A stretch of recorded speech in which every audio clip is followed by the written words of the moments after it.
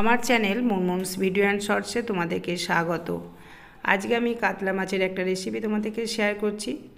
আশা করি তোমাদের পছন্দ হবে। প্রথমে মাছটাকে ধুয়ে পরিষ্কার করে নিয়ে নুন হলুদ মাখিয়ে ভেজে নিচ্ছি। গরম পড়ে গেছে, কম তেল মশলায় এই রেসিপিটা তোমাদের শেয়ার করলাম। অবশ্যই কমেন্টে জানিও রেসিপিটা কেমন হয়েছে। এখানে আদা, পেঁয়াজ আর রসুন একসাথে পেস্ট করে নিয়েছি, আর টক দইয়ের সাথে ধনে, জিরে, হলুদ আর অল্প একটু গরম মশলা, সামান্য নুন দিয়ে আমি এরম একসাথে মিশিয়ে রেখে দেবো।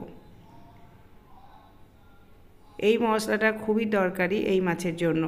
মাছের এই রেসিপিটা তৈরি করতে এই মশলাটা অবশ্যই লাগবে।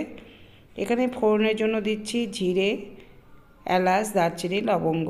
ফোড়নটাকে ভালো করে ভেজে নেওয়ার পর আদা, পেঁয়াজ, রসুনের পেস্টটাকে ভালো করে কষিয়ে নিতে হবে যতক্ষণ না মশলা থেকে কাঁচা গন্ধ না যায়।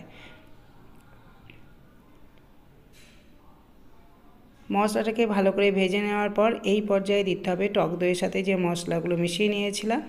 ফ্লেমটাকে অবশ্যই লোতে রাখতে হবে। লোতে রেখে মশলাটাকে কষিয়ে নিতে হবে। মশলাটা ভালো করে কষিয়ে নেওয়ার পর আমি ঢাকা দিয়ে মশলাটাকে আরও কিছুক্ষণ কষিয়ে নিচ্ছি তাড়াতাড়ি তেলটা ছেড়ে দেওয়ার জন্য। এরপর পরিমাণ মতো জল দিলাম। ঝোলটা যখন ফুটে যাবে তখন ধনেপাতা, অল্প একটু নুন দিয়ে মাছটাকে ছেড়ে দেবো। মাছটাকে 3 থেকে 4 মিনিট ঝোলের সাথে ফুটিয়ে নিতে হবে।